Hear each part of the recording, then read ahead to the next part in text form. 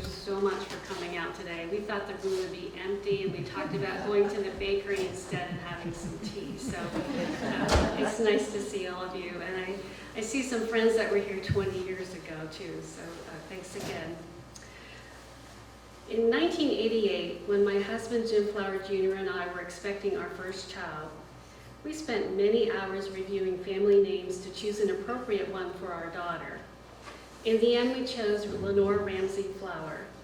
Jim liked the name Lenore because of the woman he knew, loved, and respected as his grandmother. I thought it was a very unusual and lovely name. After Lenore Ramsey Flower's birth, many stories about Lenore Embick Flower were fondly shared with me by family and friends. I then felt the need to learn as much as I could about the woman for whom our daughter was named. It also seemed important to capture these memories to preserve them for little Lenore. In the process of writing this biography, I took a wonderful tour through the last century of Carlisle's history and learned a great deal about the historical heritage given to us through the work of this dynamic woman. This work is now in its 5th revision. The initial outline of what must be included, and I'll emphasize that, must be included, was given to me by Lenore's son, Dr. Milton Flower, and if you knew him, you understood that. He was a friend and confidant to Lenore for the last decades of her life. These are highlights of Lenore Flower's life from Milton's perspective, who was known to me as Uncle Milton.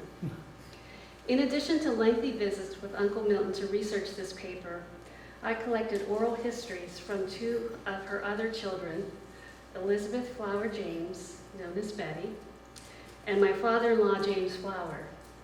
Discussion with Alice Flower and Faith Flower, her daughters-in-law, as well as Lenore's friends Mary J. McLean King and Linda Whitmer Smith, also provided good insights. I will note that often versions of the same story told to me by different members of this family conflicted, all of whom were a bit strong-willed. I will always be grateful to Faith Flower, my mother-in-law, who advised me to use Uncle Milton's version for this biography when I asked her, in a slight panic, how to manage the discrepancies. Additional information was gathered from a number of newspaper articles, both in Cumberland and Dauphin counties, the Irving College collection in Mechanicsburg, and organization histories archived at the Cumberland County Historical Society's Hamilton Library. I presented an earlier version of this paper in this same room to a local women's organization in 1996, and a few of my friends think you are here again today. PowerPoint was not available. Instead, I had a reel of slides and about 40 overhead projection films that were shown on 2 side-by-side screens to accompany my talk. I thought it was a good idea to get Lenore out of school to hear about her great-grandmother. So she was excused from an afternoon of 3rd grade to assist me with this presentation. I gave my presentation and advanced the slide on the slide projector for one screen, and 8-year-old Lenore's job was to place the next overhead film onto the overhead projector for the other screen when she received a nod from me. Young Lenore did a terrific job. Although I had a hard copy of the paper to reference for this presentation, the overhead projections and real slides from 20 years ago could not be found and needed to be recreated. Thankfully, the world of historical research is very different than it was 20 years ago. I truly appreciated digitized photos and PowerPoint, as well as the internet to verify facts to prepare for today's presentation. I can only imagine what Lenore would have accomplished in her life if she had a computer and the World Wide Web. I am also grateful to my son Jamie and husband Bruce for the technical assistance and support they gave me at home, and for my daughter Lenore's ability to enhance the PowerPoint and willingness to take off work and once again be part of this presentation. I'm very appreciative of the help I received from everyone at the Hamilton Library, and especially wanted to mention Robert Schwartz, Debbie Miller, Barbara Landis, and Dawn for their kindness in the library. Please take a moment to appreciate the displays that Rachel Zook, did I pronounce that right? The museum curator has prepared in the back of the room as well as in the library display case. I would also like to note that my sister-in-law, Pam Bowman, has worked tirelessly to preserve and transcribe many of the Flower family's papers. However, I must say the hero of the visual presentation, as well as the talk I gave 20 years ago, is Richard Tritt, whose knowledge and management of the Historical Society's photo collection is unsurpassed, and he has been here for 25 years, so we owe a lot to him. One other note, thanks to the internet and the technological advances used at the Historical Society, I discovered there are a few inaccuracies in the 1995 Lenore Flower biography journal publication that I authored. These are mostly minor inaccuracies, and they're corrected in this presentation, but I've been very embarrassed by them. As you will hear, Lenore had a lens on life and history that was unusual. Because of her relationship with her father, Colonel Milton Embick, she was passionate about understanding her father's experience in the Civil War and her great-grandfather's experience in the Revolutionary War. She pursued patriotic endeavors to support the American cause in World War I and World War II, in part because of her close relationship with her brother, Lieutenant Stanley Dunbar Embick.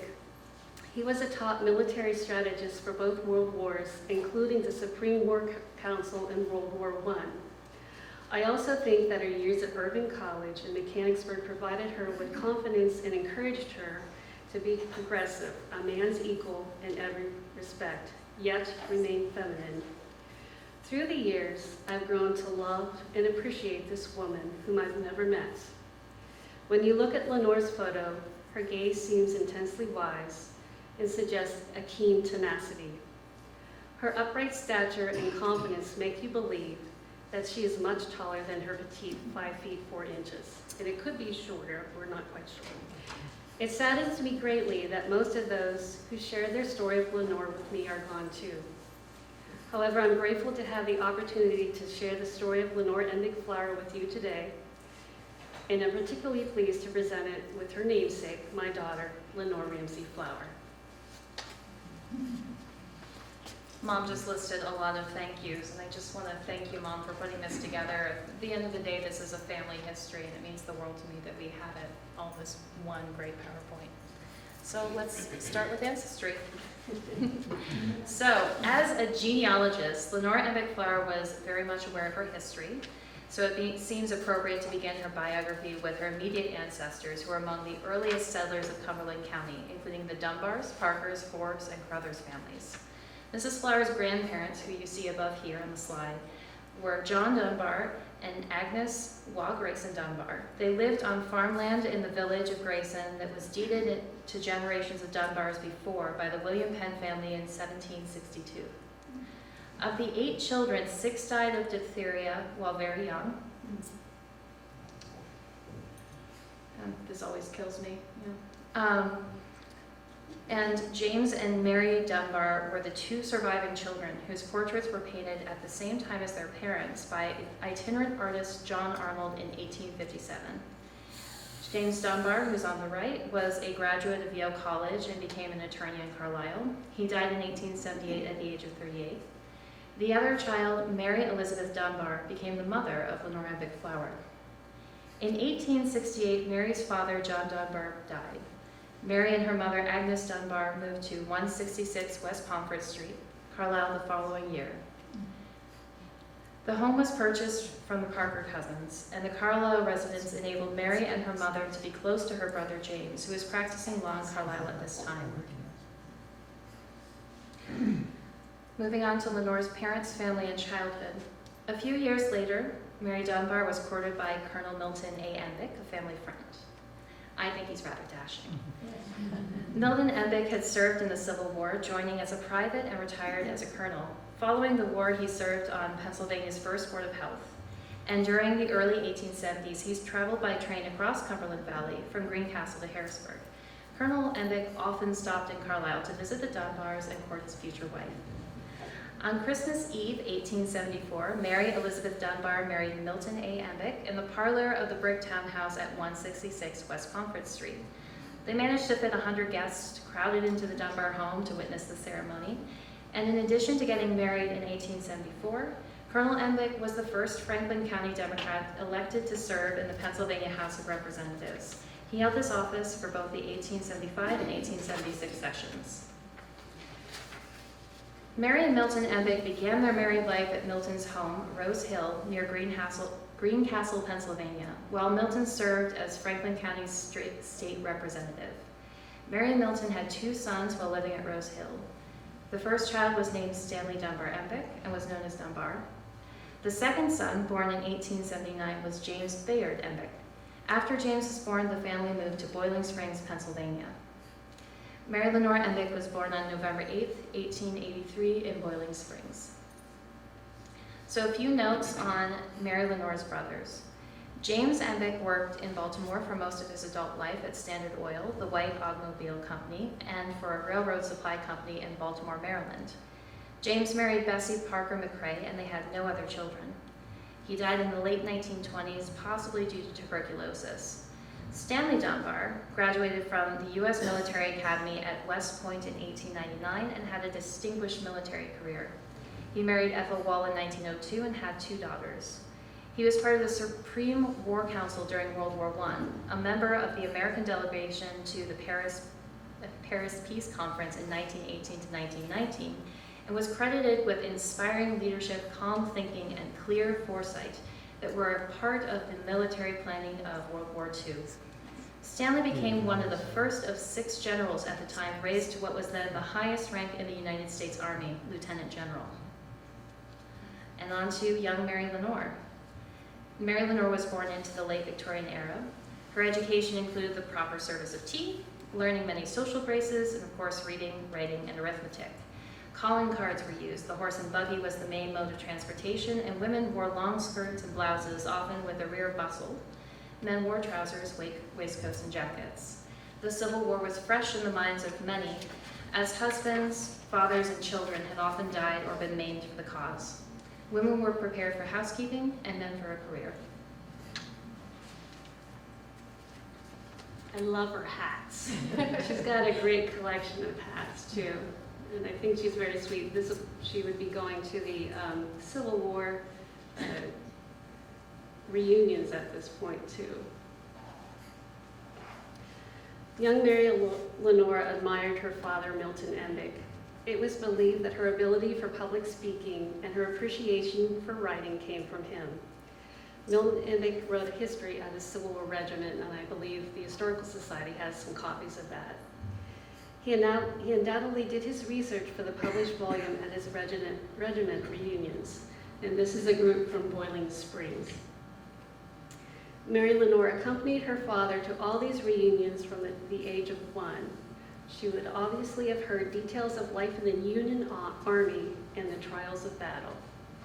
The commander of Colonel Embick's division was Major General Hartranft. I've got a few more. This is Devil's Den. General Hartranft was admired for his military ability and was considered a war hero, particularly for his actions in the First Battle of Bull Run. After the war, Major General Hartranft served as a public officer, including the governor of Pennsylvania from 1873 to 1879. On May 12, 1899, Hartranft's regiment paid tribute to him by presenting to the state a life-size statue of him on horseback, depicting the Major General's victorious return to his hometown, hero of Fort Stedman, which precipitated the end of the Civil War. Tens of thousands of people crowded in Capitol Park, Harrisburg, to watch as Mary Lenore, described as a slim girl dressed in white, unveiled a 28-feet-high statue. The hat's fantastic. I can just imagine Lenore's mother saying, "You're kind of short. There'll be lots of people. You need something like that sets you off so you can be seen from a distance." And this is what they came up with. I don't know if I gave that to you if you'd wear it. It is my out of office message today, so, I like it. And as you can see, there's a picture of us here. This drawing appeared all over the country in newspapers about the unveiling of this statue, celebrating this Civil War hero. So it did make her stand out. Here's what the Collier's Weekly reported. The crack of the Carlisle Indian School Band furnished music at the unveiling and gave a concert in the evening. Their music piece, Memories of War, opening the unveiling program, aroused the veterans to this highest pitch of enthusiasm. Miss Lenore Embick of Boiling Springs, PA, a 16-year-old daughter of Major Embick, a popular officer of Hartram's division, pulled the cords which drew away from and above the statue the encircling folds of Old Glory, while the multitudes cheered themselves hoarse. Miss Embick has attended every reunion of the division since 1889 and has been elected Daughter of the Division. This was the first of many opportunities for Mary Lenore to be in the public eye. Mary Lenore Embick attended Irving College, Mechanicsburg, Pennsylvania from 1901 until her graduation in 1904. Irving Female College was based in the traditions of the Lutheran Church, an atmosphere conducive to study, and had a strong music and drama departments. Mary Lenore excelled particularly in the field of writing. The history that she wrote in 1966 of her college alma mater states the following about the variety of drama and plays open to the public that the students presented. One time in 1904, the class play spoofed its faculty, personifying each in turn in a 3-act play. Faculty appreciation of the venture was mixed. But to the delight of class, Dr. H.N. Fegley, professor of Bible and German, volunteered the green and beige bag in which he carried his books and his beloved spats for use in makeup. Lenore, do you know what spats are? I have no idea what spats are. When I was in high school, we had spats, and we wore them over our shoes that had to be polished black, and they kind of snapped on the outside. And apparently these were an important piece of the wardrobe of this professor. The girl who took his part delightfully used and wore the spats in exactly the way the old doctor did, with the buttons turned inside out, meaning he wore them backwards. I guess you had to be there. Anyway, Lenore neglected to mention a few important facts about the aforementioned play in her history of the college. The 1904 class play, A Farce in 3 Acts, was not only written by her, but she also acted in it. Further inspection of the play program reveals that she was given the title of class poet and wrote the class song to the tune of Auld Lang Syne. Later that same year, Mary Lenore was given the distinguished honor of being the student chosen by the Irving College president, Dr. E.E. Campbell, to be the Irving girl photographed for the 1905 calendar the school published as a promotion for the college. Years later, on a trip to Switzerland, Lenore was told there were no other Americans in the vicinity. But much to her delight and surprise, a fellow alum of Irving College who was staying at the same hotel recognized Lenore as the 1905 calendar girl. Ironically, that fellow American was a freshman the year Lenore was a senior at Irving College. So it was fun to find a copy of this old calendar in the archives here. First job in marriage. After college, Mary Lenore worked in Harrisburg in the office of Dr. Samuel Dixon, Pennsylvania's Commissioner of Health. You might recall that her father, Milton Embick, served on Pennsylvania's first Board of Health, and Dr. Dixon was a family friend. So it's good to use your connections. That still holds true today. While working in Harrisburg, Mary Lenore met an excellent young man, this is from the newspaper, connected with the post office in Harrisburg named Clarence Giles Flower. I regret that nothing was shared with me about their meeting or courtship. However, Mary Lenore Embick married Clarence Giles Flower on September 11, 1907 at St. John's Lutheran Church in Boiling Springs. The wedding took place at 6 p.m. And this gown is beautiful, and you can see the top back in the display case. It's nice that that still exists.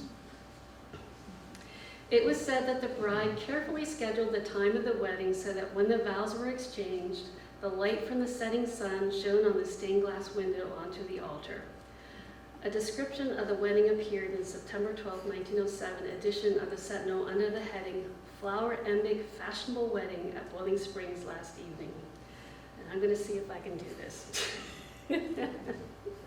The description of the wedding that followed is interesting not only for the facts it contains, but also for the old-fashioned style of the article. It reads in part as follows. One of the prettiest of the early autumnal weddings, as well as one of the most fashionable, may be justly claimed by the popular little town of Boiling Springs. We refer to the Flower-Embick nuptials, which were solemnized in the beautiful Lutheran church of that place last evening. The prominence of the parties was the occasion of the gathering of a large number of guests from this and adjoining counties, and even from some of the large cities. The bride wore an imported Brussels lace gown over chiffon and over taffeta, and a tulle veil head in place with orange blossoms fastened with a pearl crescent was a gift from the groom. She carried a Lutheran prayer book bound in white satin, through the pages of which was laid a bride's rose. Mary Lenore chose to drop Mary from her name on her wedding day, and henceforth was known as Lenore Embick Flower. And this seems like an odd honeymoon, but here we are. The newlywed couple honeymooned at the Hotel Chamberlain in Hampton Roads, Virginia. And I was told that if you knew Betty and Ben James, 75 years later they chose this as their honeymoon site as well. The location enabled the couple to visit Lenore's eldest brother, Dunbar, who was stationed at that time at nearby Fort Monroe. The young couple moved into a house located at 1614 State Street in Susquehanna Township near Harrisburg. Giles continued to work at the Harrisburg Post Office for his entire career. He was promoted in time to be the assistant postmaster of Harrisburg and manager of the sub-street station office. Lenore continued to work during these early years of her marriage at the Pennsylvania Department of Health. And we have a good secret coming up that we'll have to share. So, Lenore and Giles' first child, who I knew as Uncle Milton, was Milton Embick Flower, born February 27, 1910, in Harrisburg. The young couple decided to spend the summer after Milton's birth in Carlisle because of the health condition of the baby, and moved in with Lenore's parents during the warmer months at 166 West Pomfret Street. Sadly, in January 1911, Lenore's mother, Mary Elizabeth Dunbar Flower, died at the age of 64. Giles and Lenore continued staying with Colonel Embick during the summer months. However, after Mary's death, a permanent move to Carlisle was contemplated. The Carlisle Indian School had developed a training program that was called the Outing System, where both boys and young men were able to live with farmers and learn to work with them on the land. Some male students also stayed with tradesmen, such as printers or electricians, to learn these crafts. In all cases, the Outing System applied to non-urban living, and occasionally female students studied to be nursing assistants as well. Lenore's father knew that Lenore's father knew the various Indian school superintendents, and so she made a request to the Indian school for a student to come and live with the young family to help with the children and to be taught how to run a household. Although the Flowers' address was technically in Harrisburg, an argument was made that they lived in areas of a less urban setting of Susquehanna Township. Thus, for 3 years, beginning in 1912, a student from the Carlisle Indian School, who is this lovely lady on the right, came to live with the Flower family in Harrisburg. The student was an even greater help in 1914 when Elizabeth Dunbar Flower was born. Some of you have known her as Betty James, and I knew her as my Aunt Betty. I think this is the little dress that Milton is wearing. And I found these recently. There's a note from my mother-in-law, Faith.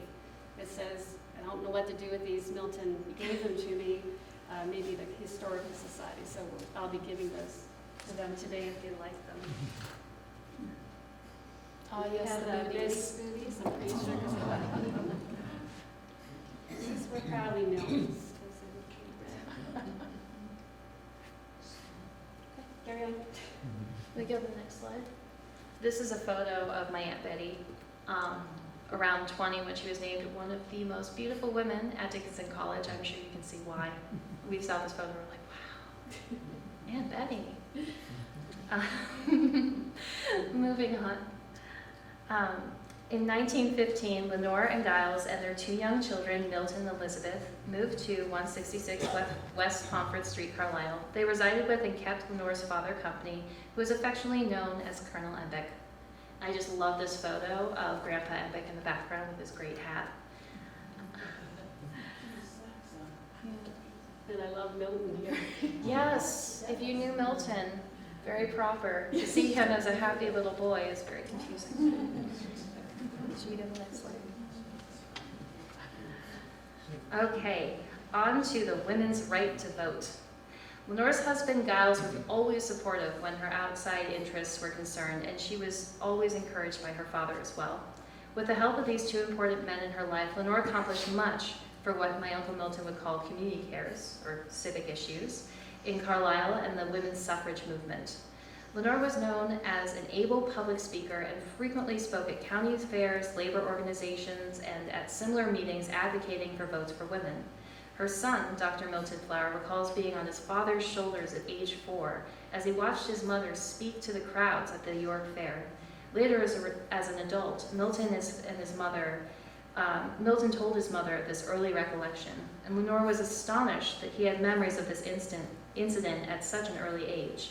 Lenore shared with him that at the York Fair years ago, several of the conservative German farmers' wives were listening attentively to her speech and were dragged away by husbands lest they get any inappropriate ideas. After her move from Harrisburg to Carlisle, Lenore remained active in the women's suffrage movement, including being elected in August 1915 to be the vice president of Equal Suffrage League of Carlisle. Now, however, she no longer had the assistance from the Indian school students to care for her children. So she was fortunate that her father came to her aid and enabled her to continue her outside interests, of which there were many. Giles Flower Jr. was born in Carlisle in the spring of 1917. When the 19th Amendment was finally approved in 1920, a group of friends approached Lenore to run for Carlisle School Board. She lost the election in 1921, but had the honor of being the first woman to run for public office in Cumberland County.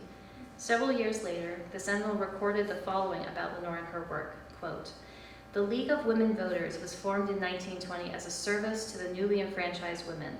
This, too, was a local concern for Mrs. Flower.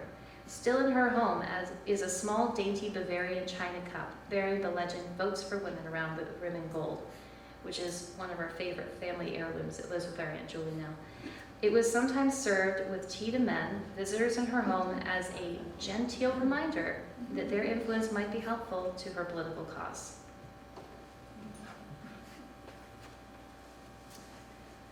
She was the Civic Club president, and this was taken in 1947 and has a number of prominent leaders, women leaders in Carlisle, and I hope you might know some of them. Lenore is right here, and I don't know, the names are alphabetically listed, and I'm not sure who goes with which name other than Lenore. Lenore joined the Civic Club of Carlisle in 1915, shortly after she moved here. During this era, as mentioned before, no social service organizations existed. The Civic Club became active in establishing community cares. In March of 1918, Lenore became president of a Civic Club. During Lenore's first term as president, the membership swelled from approximately 125 members to 200. It is through this large number of dedicated women that the many activities of the Civic Club were accomplished. My mother-in-law, Faith Flower, remembered Lenore's ability to gently and tactfully persuade others to commit to community projects in spite of their initial skepticism. I don't know if you can read this very well, but one focus of the Civic Club was playgrounds for Carlisle's children. 2 playgrounds, the Lindner at the corner of Orange and Lowther Street, and I don't think that's there anymore, and Mission, which I'm not sure, is that Biddle Mission? Does anybody know? Were established and attended during the summer of 1919. The Carlisle Civic Club founded a new playground that year called the Lincoln Playground on Franklin Street, and Andrea Krause and I, who's the Park and Rec Director of Carlisle, think that might be where the Stewart Center is now. It is of interest that the Civic Club purchased the play structures for the Lincoln Playground from the U.S. government. I think she's using her connections again. The swings and slides were part of the Carlisle Indian Industrial School, which was discontinued in 1918. As president of the Civic Club, Lenore supervised all 3 playground summer programs. 2-year-old Giles Jr. was seen from his stroller in Carlisle during that summer, as his mother walked miles with him weekly to view each of the playground programs and help where necessary. The YWCA founding. A group of women in the Civic Club of Carlisle identified the need for a hostess house to promote a wholesome setting for the inevitable interaction of returning World War I soldiers with the town's eligible girls. Thank you. The hostess house would be carefully supervised, of course. The Civic Club determined that this was of such importance that they used the club's nest egg of $2,000 to buy the building. They also did a lot of fundraising, including rummage sales, salvage sales. I have trouble imagining people in long skirts and boots collecting tire wheels and metal, but that's what they did, and they sold it in order to make this a reality. And if you see right here, Lenore, I don't know if you saw this earlier, it says the men's canteen, so that's where the guys could go up to meet the girls later. The hostess house eventually evolved into the Carlisle YWCA. And I was on the board of the YWCA when this building was built, and I believe Lenore was one of the folks that got to... I was way too small to make that work, but you helped. She helped dig the first shovelful as the namesake for one of the founders. Consistent with the concerns of careful supervision of Carlisle's young women at the hostess house, members of the Civic Club saw the need for a person to work with local girls to avoid trouble with a capital T. The Civic Club created a position known as the Protective Officer. The Protective Officer's job was to educate and work with young women to avoid pregnancy and the spread of venereal disease. The first protective officer was hired at the end of the war. The salary of the protective officer was paid for by the government the first year, and then entirely covered by funds raised by the Civic Club the second year and for many years after. Decades later, the protective officer became the welfare officer and expanded into other services. This expansion of services eventually developed into the Stevens Mental Health Center, which we have today. I found this Monday night, and this helped this week, and this kind of clarified a piece of this paper which confused me in the past, and I found it really very exciting. And those who do historical research kind of understand this. This is a program from the dedication of the World War I memorial elm trees. The Civic Club paid for and planted a collection of 18 elm trees, complete with plaques to honor the men of Carlisle that were lost during World War I. And remember, she's president of the Civic Club. When Lenore was asked if she would be willing to make an address for the dedication ceremony, she responded that she could not possibly accept as she was 8 months pregnant with her 4th child. The dedication ceremony took place at the Lamberton High School athletics field on May 3rd, 1920, then located on Moreland Avenue between Graham and Wilson Streets. The organizers of the ceremony enabled Lenore to stand behind a brick portico to preside over the dedication ceremony without calling attention to her condition. And what I loved about this was, you see, there's Lenore presiding. This is from this program. And the pupils of the high school performed. And we'll learn about the Red Cross later in her work there, but the American Red Cross is part of this Honorable Gifford Pinchot, who Pinchot State Park we now have, and she was a good friend of Gifford's. And Reverend Steck gave the benediction. And if you knew Mrs. P.K. Miller, this was her father. So I just found it fun. The trees have all died, and the Carlisle Civic Club then erected this plaque that's on our square now.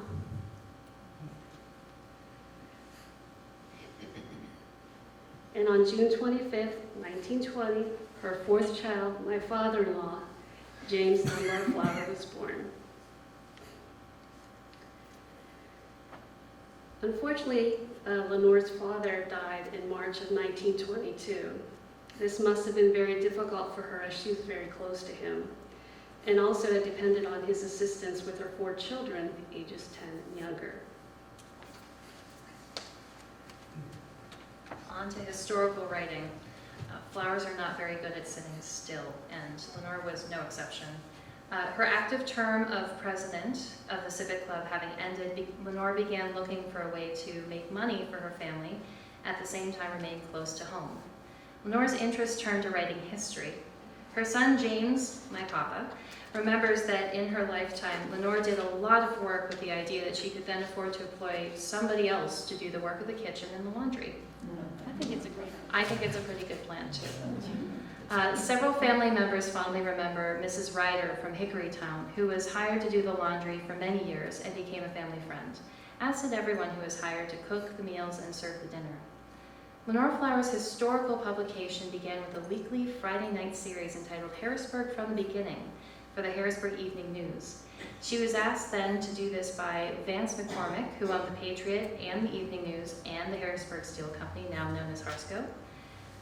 Harrisburg from the Beginning ran for a year, and it was followed by a similar column entitled Early History of Cumberland County. The managing editor asked Lenore next to do a social column called Social Chat of Cumberland County. A 1925 social chat column written by Lenore Flower shared with readers a recap of a farewell luncheon tea and service given to the Bookers who were preparing to sail to the Mediterranean, information about special visitors to the town of Carlisle from Shippensburg, the Civic Club of Carlisle's next meeting program, an announcement of a Vesper service at the YWCA followed by tea served by young women, a review of the bridge card party given by the Women's Auxiliary of the Frank Carval Post, recent social parties held in Cumberland County, and a number of other gatherings and programs mostly in Carlisle and towns west. This is in my mother's words. My father-in-law, my papa, James Flower, shared with us his fond memory of listening to his mother typing at her typewriter into the wee hours after everyone else had gone to bed, as late as midnight or 1 o'clock. He said, she used to hunt and peck system of typing, 2 fingers and went like a whiz. It's my best interpretation of my papa. On to her work as a genealogist. In 1922, Lenore was called on by Mr. Henry Wallace from the state of Indiana, whose ancestors were from Carlisle. He had heard of Lenore's historical work and asked her to do a genealogy of his family, which included his father, General Lew Wallace, the author of Ben-Hur. She hesitated, but a friend reassured her that this would entail research at the county courthouse, a review of church records, an examination of appropriate graveyards, and none of that seemed that intimidating. After a successful completion of the Wallace genealogy, which stretched back to the 1500s, Lenore began what became a much-loved profession for about 50 years. Papa, James Flower, recalled to us that his mother, Lenore, would place him on a wide windowsill in the deeds and records office of the old courthouse with a box of animal crackers to placate him while his mother conducted research. Which is impressive work-life balance. Lenore continued her genealogy research until late in life, traveling county to county to do research for many clients who consulted her to trace their families. She was also the state genealogist for the Daughters of the American Revolution of Pennsylvania. At her death in 1974, her genealogy file contained over 1,100 families, many containing 5 or 6 branches of the same name. This file is currently located in the Cumberland County Historical Society and is used by many who come from near and far to research their own family history. The files themselves contain many idiosyncrasies that reveal something about Lenore Flower's character. Her notations and copies of letters sent were made on the reverse side of almost any blank piece of paper she had available, including minutes from the Civic Club meetings, church bulletins, and letters from friends and envelopes. Oh yeah, isn't that amazing? The staff of the Historical Society has found this information so valuable on the back sides of these documents that they have been copying and cataloging both sides of each piece of paper into the thousands of files on acid-free paper. 20 years ago, Linda Smith Whitmer, Executive Director of the Historical Society, estimated that the work of Lenore Flower is responsible for approximately 75% of the treasure of genealogical resources available at the Hamilton Library. Lenore Flower often shared with friends that her genealogical business enabled her to work while staying near to her family. The history of the Pine Grove Furnace. The Flower family spent many summer vacations at Pine Grove Furnace. They took a train from Carlisle to their rented cottage. Lenore would spend the week with her children, and her husband would join them on the weekends. Betty, or Elizabeth Flower James, shared with me one amusing memory of her Pine Grove summers.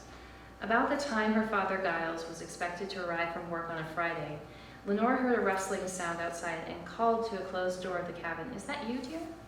Much to the surprise of the 4 children and her mother, when they opened the door, the deer was not their expected father, but a large deer, D-E-E-R, approaching their wooden home.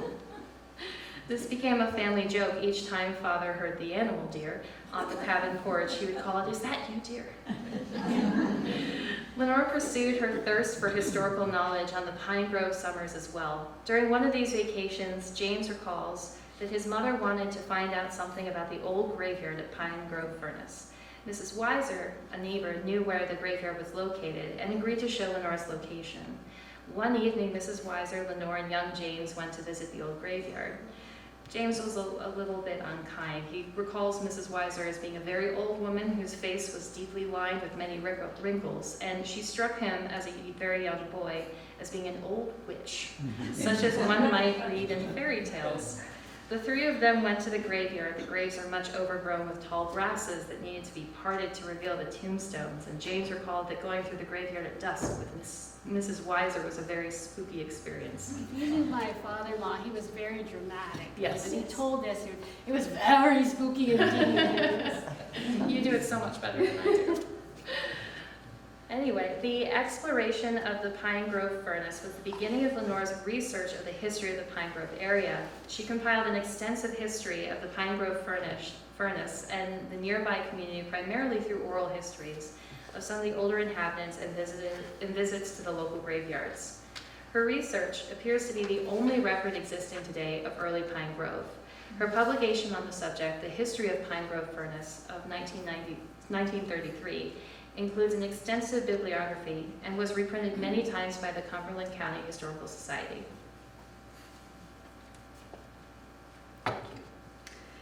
Community volunteer, organizer, speaker, and leader.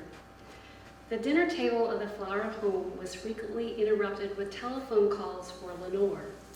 People would often call to ask historical questions or request that she make a talk or say a prayer for many important functions in Carlisle. These included a formal speech of the dedication of the Rittner Highway, and it's hard to imagine Carlisle without that Route 11 going down, the opening of the Carlisle Community Center on North Pitt and Penn Streets, and writing the history of Carlisle's municipal building for the dedication of the new Borough Hall at 53 West South Street. Despite the many interruptions, usually very brief, the Flower children would then have an enlightening discussion on whatever topic had been requested. George Washington's bicentennial birthday celebration. 1932 was a difficult time in the United States. The Great Depression was in its 4th year, and unemployment was at about 33%. President Hoover created and oversaw the United States George Washington Bicentennial Commission and commanded that Washington's life be studied and celebrated throughout the country. It was hoped that through the study and celebration of our country's greatest hero, Washington, the children of America would be inspired to and grow into manhood or womanhood with the highest ideals of American citizenship. President Hoover's program made this demand of the country's leaders: let no man, woman, or child, no village, town, city, or state fail to give expression of homage to the father of our country in 1932. Lenore was called upon to organize Carlisle's pageant to honor George Washington. Carlisle celebrated in many ways. We've got more elm trees now. The Garden Club planted elm trees dedicated to Washington. And they also had dressed up for the pageant. This is them in their Revolutionary War garb. It says they were planted in January, and that just seems wrong to me. But the Dutch elm disease took these elm trees as well, and either the borough or the Civic Club, I think it was a joint effort, replanted better trees. Zoy, I can't see that from here. Zoysias? Zachovia. Chinese elms. There we go. Thank you.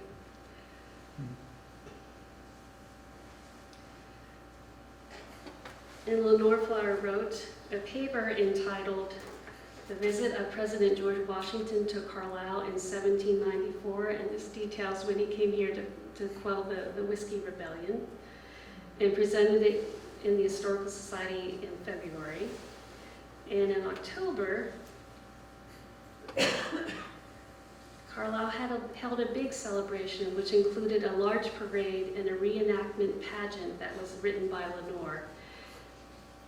The Sentinel published a collage of photos from the event in 1932, and a copy of this collage was found in a desk at my husband's law office several years later. Jim had it preserved and framed as a gift for a daughter, Lenore, so she could be aware of one of her namesake's accomplishments. And it's pretty fun. It's in the back of the room, and you can look at it later. Carlisle's Volunteer National Recovery Army. That does not stand for anything to do with rifles, just so you know.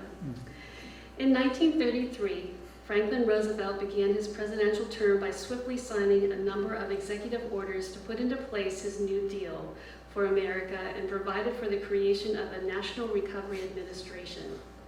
Industry was required to shorten working hours from 60 to 80 hours per week to 35 to 40 hours per week, and minimum wage was set at $14 per week for laborers. Companies agreeing to these terms were asked to sign a contract with the government. Companies complying with these provisions were permitted to display a blue eagle, the symbol for the national recovery.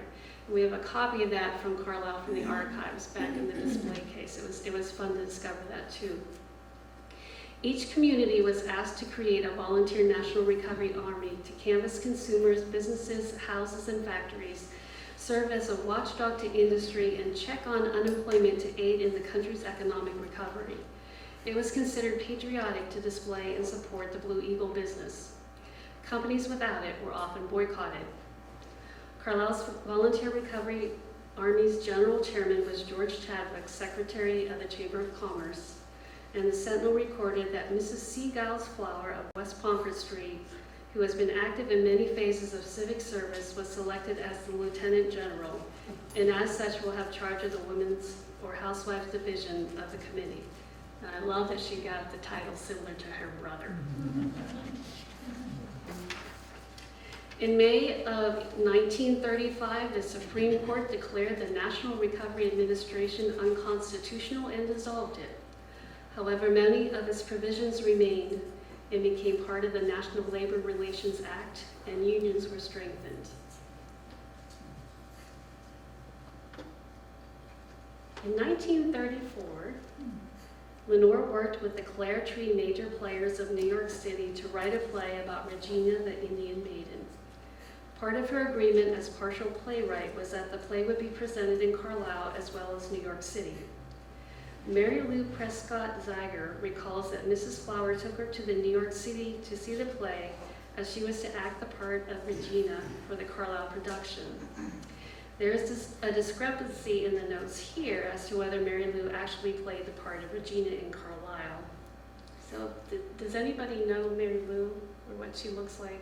I'm trying to figure out if this is her or the person that the archives seem to suggest it is. But we'll figure that out later. However, the play was performed in Carlisle in April of 1934 in the First Presbyterian churchyard on the square in Carlisle where it originally took place.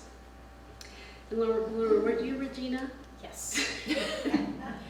Yeah, in high school I played Regina.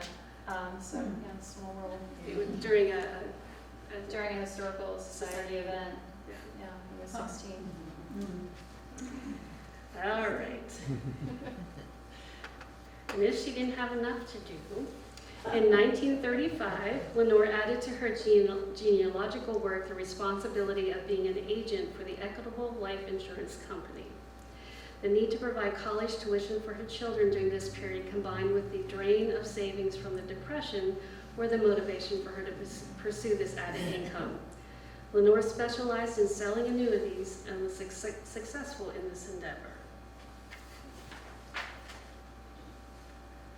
So in 1940, the local chapter of the Daughters of the American Revolution had a large plaque made noting significant historical events at Carlisle Square in the 18th century.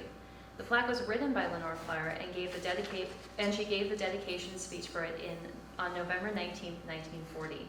The plaque is mounted on stone next to the old courthouse in Carlisle, so check it out and take a second to stop and look at it next time you're downtown. It's pretty cool. During World War II, the American Red Cross Division of Service to Armed Forces provided support to the U.S. military and their families both at home and overseas. Camp service, home service, club service, and hospital service were the programs that became essential to many of the military and their families. Home service staff members were in constant contact with camp service personnel to facilitate communication between family members and troops.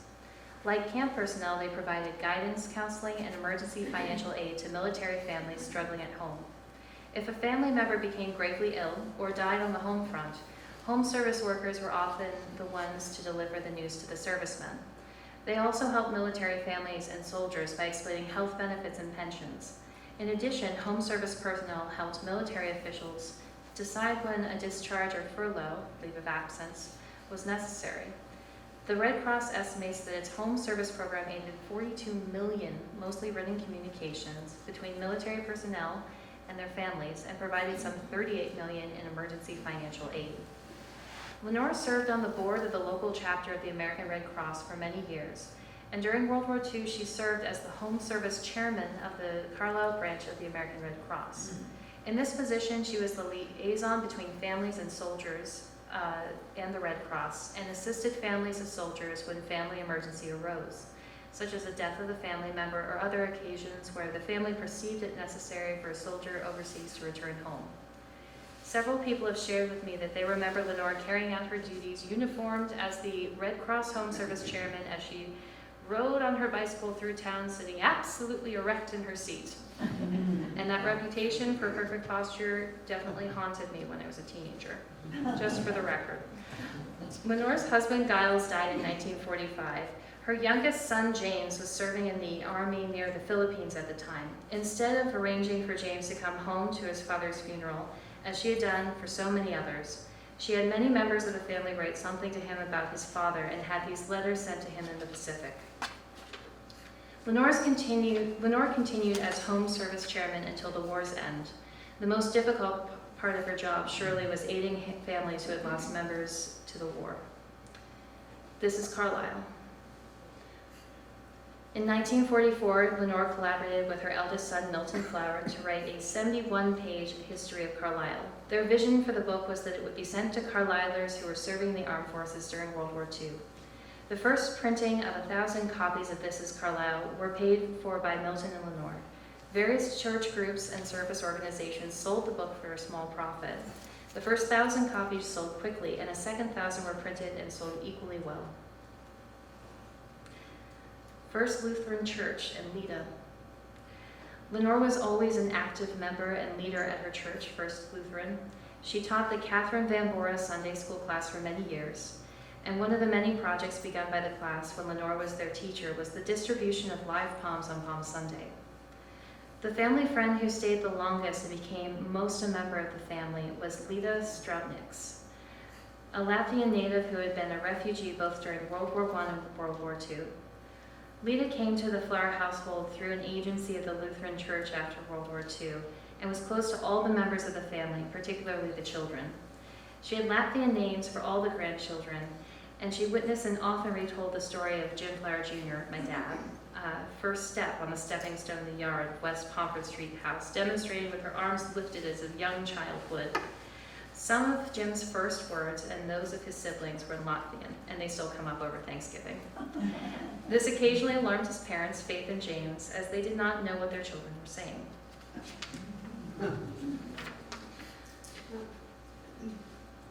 Lita didn't always make Lenore cry.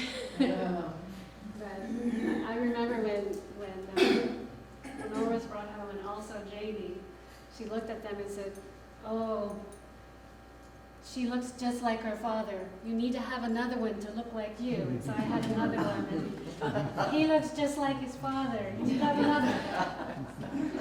But Lita was just a precious person. And I'm glad I got to meet her and know her. Is it my turn? No, it's the next slide, and then it's your turn.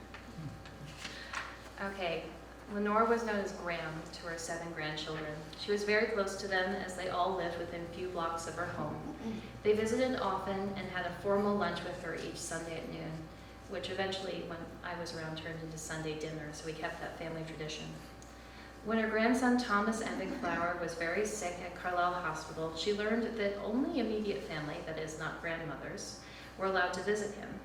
Fearing he would be lonely and needing comfort, she once again donned that Red Cross Home Service uniform and strode confidently into his room for a visit. She was armed with books to read to children of the pediatric ward if anyone should question her right to be there, and wisely no one did. Lenore received many recognitions in her life, but I want to focus on just one of them because we're at the Historical Society. Thank you. In 1959, Lenore Embick Flower was honored as Historian of the Year by the Cumberland County Historical Society. Actually, it was the Historical Association then.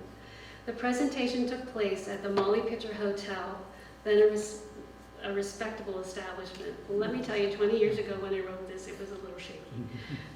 But the Redevelopment Authority has done a great job with that building.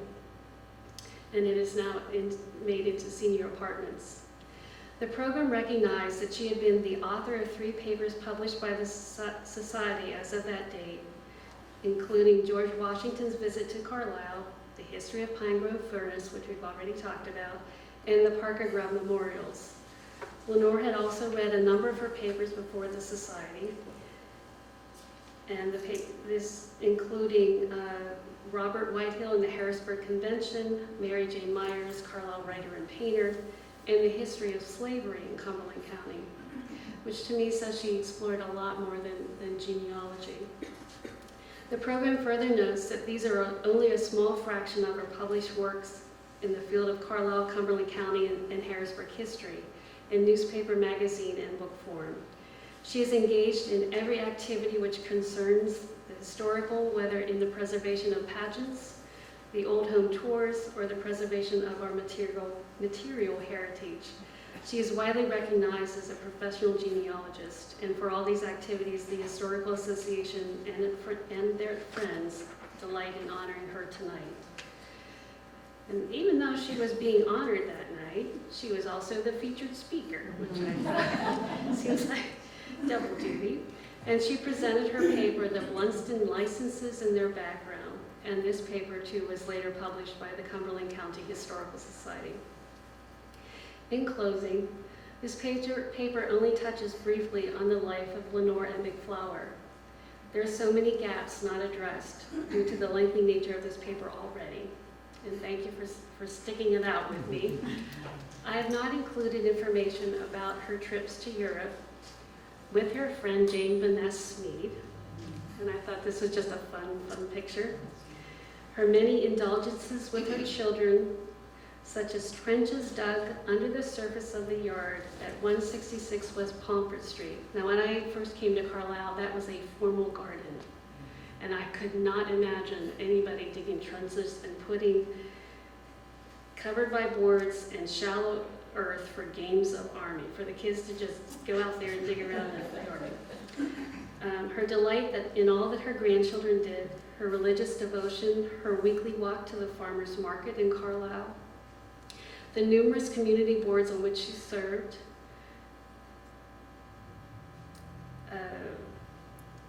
the numerous quiet talks she had with interested persons that came to call on her in her home to learn about some historical event or person, and so much else that was a part of the life of this dynamic woman.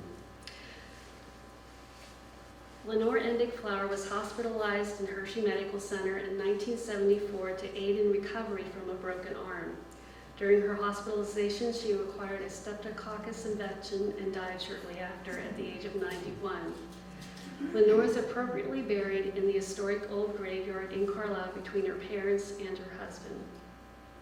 In a family history written in December of 1931, Lenore Flower wrote, "The above stories have always made the family life at Rose Hill," and that was her father's homestead, "so human to me, and the deep love of his household so vivid, that I have passed them on because if ancestors could be made human to us, they would be much more lovable. I always would like to be remembered as someone not so unreal and perfect, but one who had very many human traits, so that I might have some chance of being loved because of them."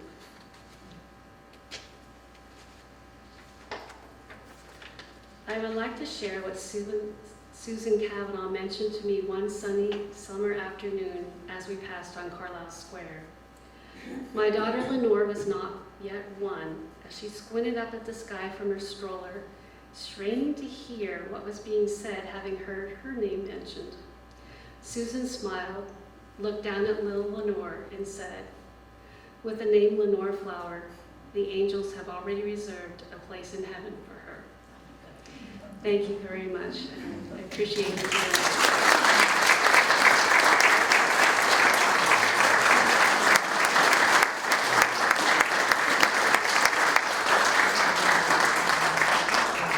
Are there any questions?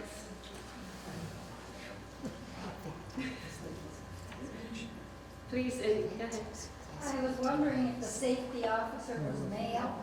The protective officer was a woman, and was always a woman from the records that I reviewed. I wonder if I can ask you 3 quick questions about Pine Grove Furnace. Okay, I may or may not be the one to ask, but go ahead. So the first one, Lenore, in her description of going to the cemetery with Mrs. Weiser, kind of seems to imply that there was a second cemetery that was sort of hidden and only known to the locals. At least I remember one of the descriptions. The main cemetery, which is the one you showed a picture of at the State Park sign, does that ring a bell at all that there was a second sort of hidden cemetery, or is your memory of this whole thing just that one cemetery? That one's beyond me, so I will not try to reinvent history. What's the second question?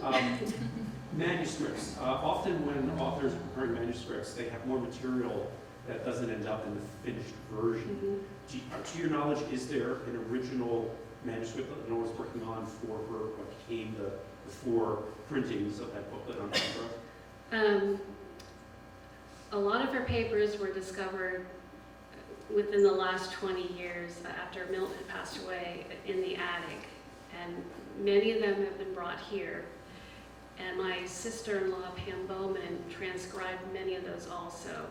So, and once she finished her transcriptions, they were brought here also. So whatever there is has already been given to the Historical Society. Okay.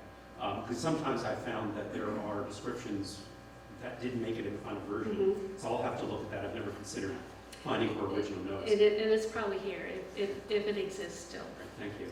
And the third one, her work on Pinegore Furnace was originally a presentation at the furnace itself. Okay. And there's a photograph that I don't think is linked directly to Lenore that seems to show, it's at Pinegore Furnace, and it's taken in front of the furnace area from behind the podium and shows chairs and different people. I'm wondering, do you know the photograph I'm talking about, and is that actually Lenore's talking, her first presentation of that work? If not, I can send you the picture. I'm pretty sure it's from the collection here. Okay, I would love to see it. Because I've always wondered, was that actually Lenore from sort of the edge behind her? It likely was. I've been surprised. I find her, that she's done so many different things in so many different places. But I don't know, but I'd love to see it, and I'll try to help. Thanks. Thank you. Anyone else? My Yes, Marie. backyard neighbor is Ernest Sager, and he's a widower of Mary Lou Prescott. Oh, And their granddaughter, Jessie Clark, works at United Way. So there are a couple people in town that You can help me with that numbers picture. for it. Okay. I can get a picture. thank What she you. looked like as a young girl, I don't know. Because I just found those about a week ago, and I was so excited, and the stories, except for the name of the person that was the actress for Regina, coincided, so.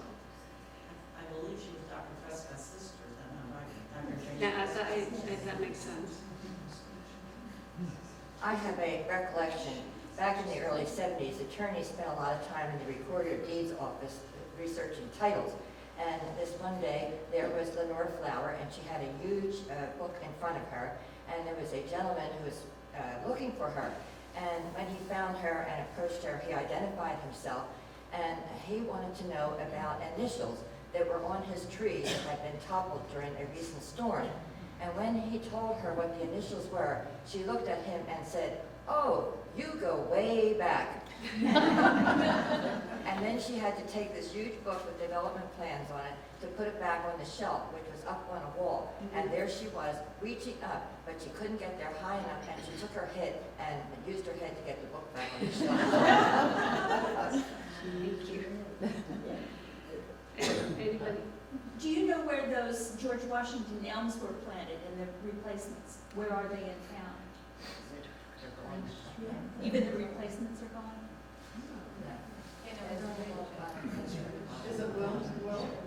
The willows, where are the willows? No. Yeah.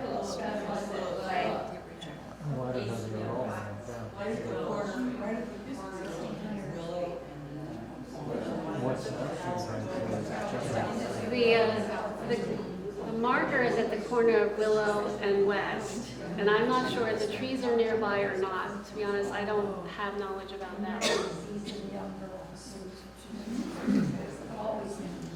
But it's a different one.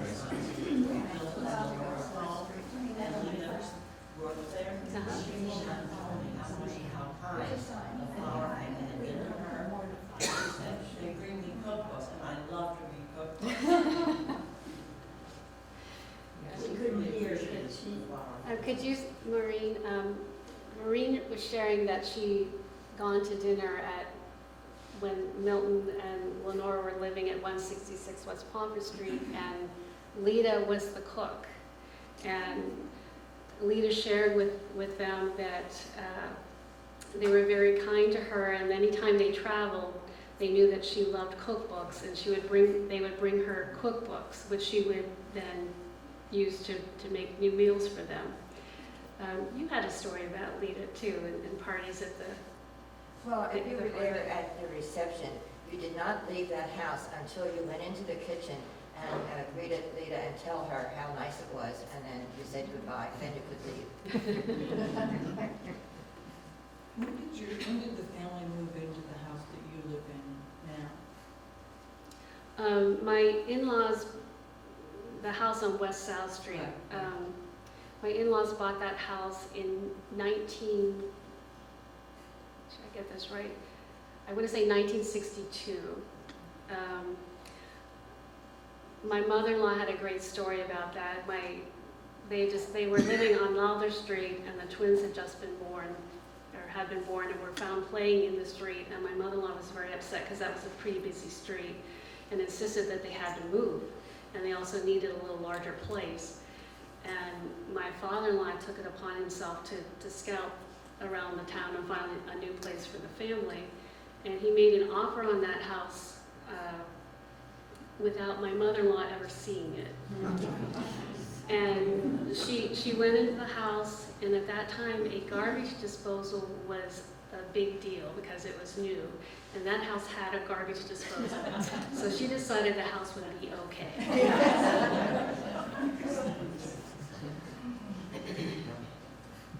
Any other questions?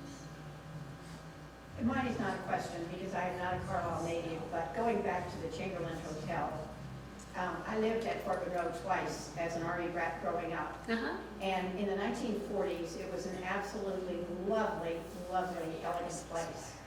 And is actually on the grounds of Fort Monroe. And it was after 9/11, when they closed off all the Army posts, you know, when people couldn't come and go, the Chamberlain just really deteriorated.